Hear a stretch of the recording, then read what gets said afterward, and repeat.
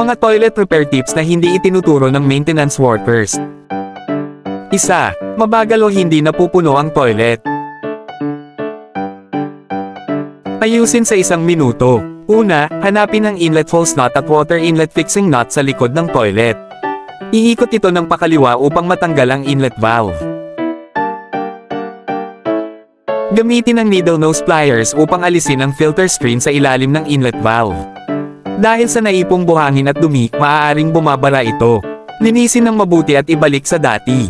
Siguradong mapupuno na ulit ang toilet.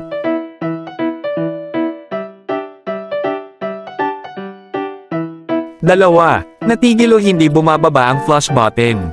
Ito ay dulot ng sirang spring sa flush valve.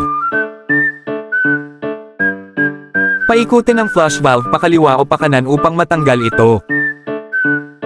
Gamitin ang screwdriver para alisin ang button. May maliit na spring sa loob, suriin kung ito'y kalawangin o natigil. Pwede mong iunat ng bahagya o palitan ng bago. Ibalik lahat sa dati at gagana na itong muli. 3. Mahina ang flush ng toilet. Buksan ang takip ng tangke. Ibaba sa pinakamababang posisyon ang parehong screws.